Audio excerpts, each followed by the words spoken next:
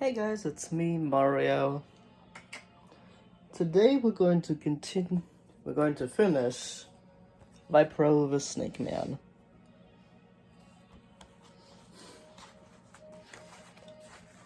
How you guys doing today?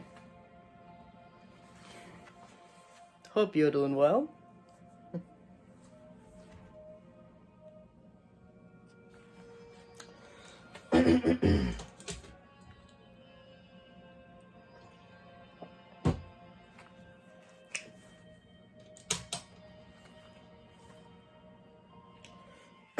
Alright. Vipero the Snake Man, Chapter 10, Epos.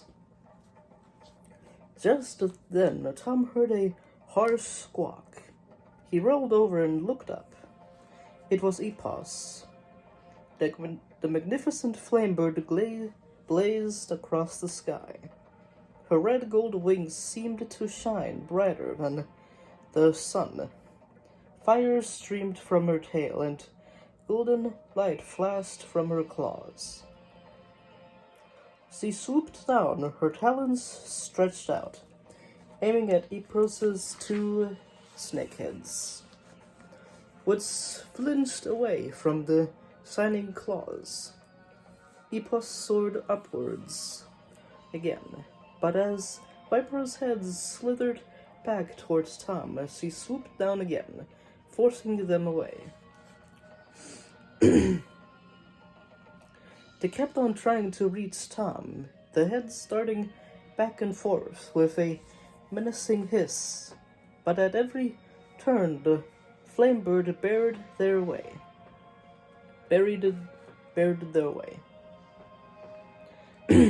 Tom sprung to his feet. Looking around, he spotted the sword lying at the foot of a rock. He grabbed it and turned to face the beasts' heads. But he quickly realized that they couldn't be killed with a sword. If he slashed them in two, the remaining parts would still attack.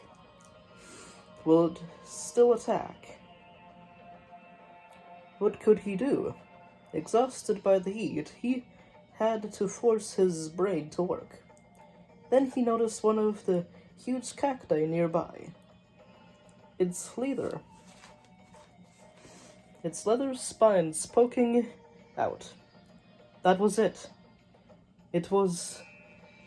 If Tom could pin Vipero's heads to the cacti, he could destroy them.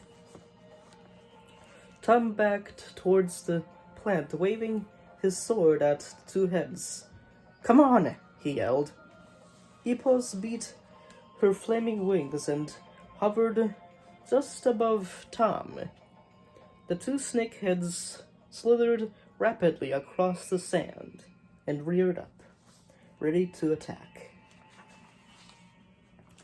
Tom gazed up into the two sets of gaping jaws. The flesh of their throats was black, and their fangs were a wretched yellow, dripping poison that hissed on the sand.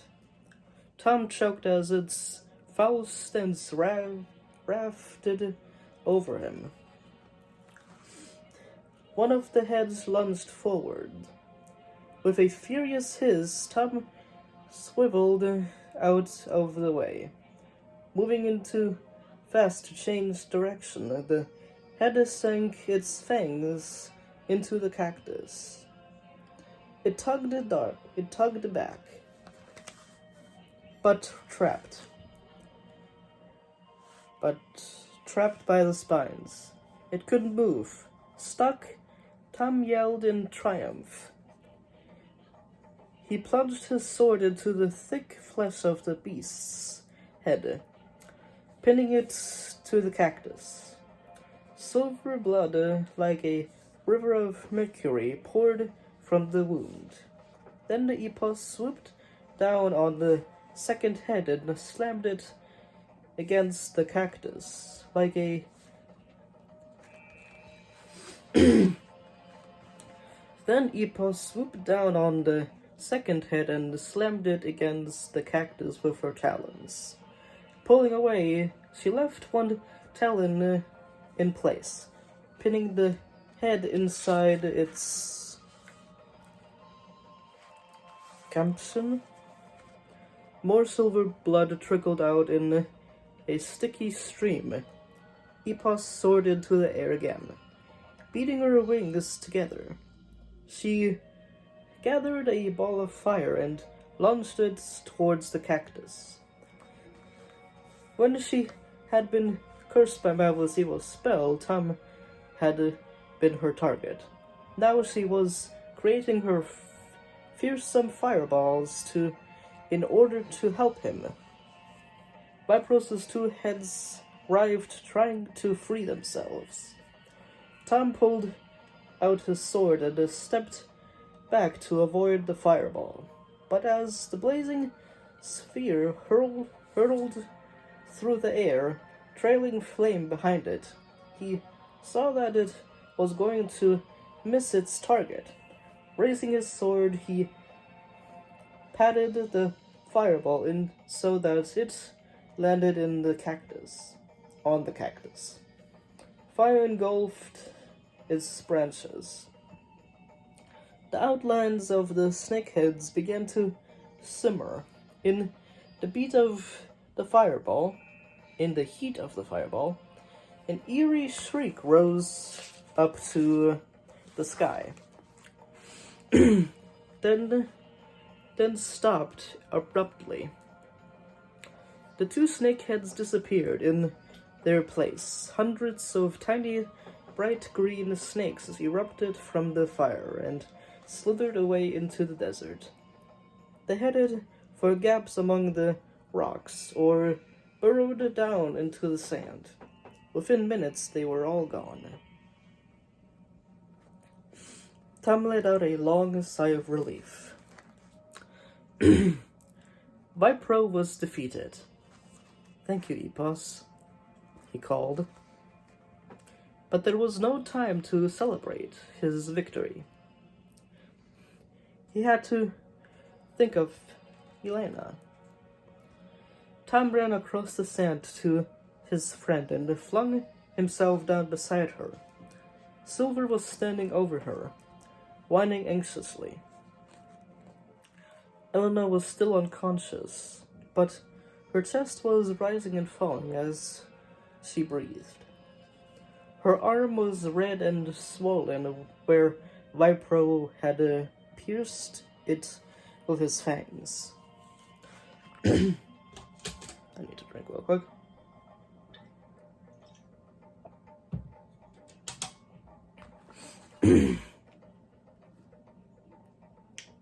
As quickly as he could, Tom pulled the remains of Aunt Maria's herbs out of his pocket. He held Elena's head in his lap and rubbed leaves into the snake bite.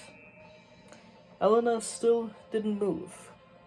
Tom tore up a leaf and dropped the pieces into his friend's mouth.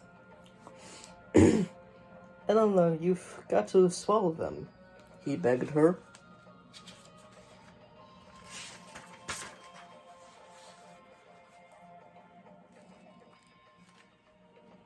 I got an itch. Epos hovered above them. A single crystal tear fell from her eye and dropped into Elena's mouth. Elena stirred, licked her lips, and swallowed the herbs. Silver lowered his head, and nudged Elena's shoulder gently. Her eyes fluttered open. She looked at Tom and then at Epos. A smile spread over her face. "Tom, you won!" she exclaimed. Tom helped her to sit up. And Silver covered her face with licks. Elena plunged her hands into the wolf's thick fur and hugged him. Already Tom could see that the swelling on her arm was going down, and the red streaks were fading. Tom's limbs were shaking with exhaustion. Just then he spotted the 2 pieces of golden leg armor glinting nearby. He pulled them on, and as he did so, his exhaustion vanished, and he felt as if he could run forever. He had won another new strength. But then he gazed around at the sand dunes, stretching into the distance over every side. How were they going to get out of here? The distant heat of the desert was fading now that the beast was dead. But it was still too hot to travel easily, and the last of their water was gone.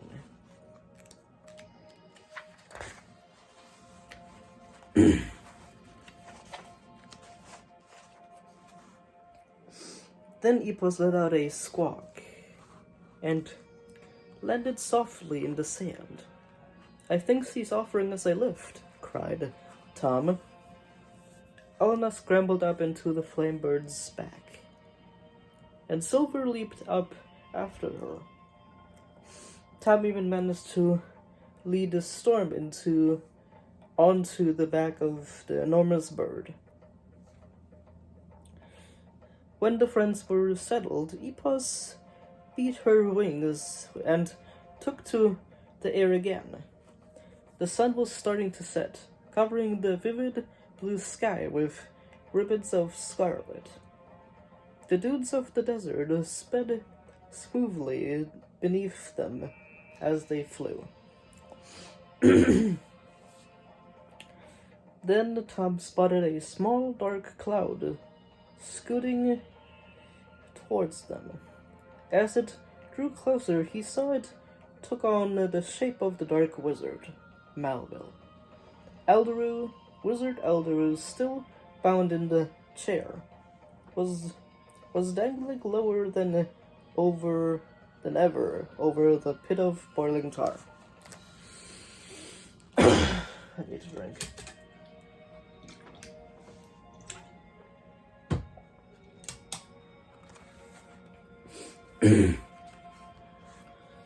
Anger surged through Tom. He gripped Epos's neck feathers. I kept my courage and I defeated Vipero, he shouted. Malva's deep-set eyes glittered menacingly. Tom could tell that he was furious to see Tom and Elena emerging alive from the desert. "You may have won this time," he snarled. "But the next beast will be the real test. I'd like to see you escape from that." He let out a peal of cruel laughter. "You've never seen a spider like it." "I'll fight any beast you send against me," Tom snorted. "Why don't you fight us ourselves?" Elena taunted the evil wizard. "Or are you too much of a coward?" There was no reply. The vision of Malville and Elderu faded as the dark cloud thinned and disappeared. Epos spiraled gently downwards and landed on the edge of the desert, near the town. Tom, Elena, Silver, and Storm scrambled to the ground. At once, the flame bird took off again, her blazing wings carrying her high into the sky. "Thanks," Tom called out. "Hope we meet again." Elena raised a hand to wave goodbye. Epos circled once above their heads and flew away, growing smaller and smaller until she was a tiny red gold spark. Then she was lost to sight in the blaze of the setting sun. The friends stood quietly for a moment. Then Elena smiled. You look like a true knight now. Tom drew himself up, wearing the golden helmet, chainmail, breastplate, and leg armor. He was beginning to feel like a knight, too. But would that be enough? Tom knew there would be another test soon as he faced the next beast. Would he be able to defeat it? And would his heart be strong enough to keep Wizard Eldred alive? Taking a deep breath, he summoned all his courage. Come on, Elena, he said. We have a beast to track down. And that was it. That was chapter 10, I believe.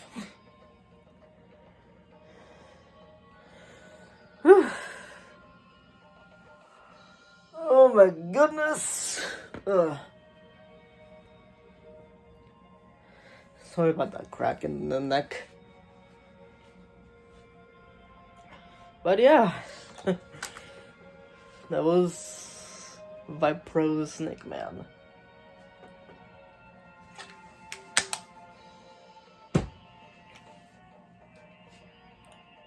Next week I'm going to do, what is it, Arachnid? Yeah, Arachnid, the King of Spiders. It's gonna be awesome. It's gonna be great. Can you guys tell that this is my second time reading this chapter today? Yeah. There was an interruption in the other videos, so I had to redo it, so yeah. But yeah, if you like, subscribe and hit the bell if you're interested in more Beast Quest. Yeah. Bye-bye. This video is 18 minutes long. Alright, bye-bye.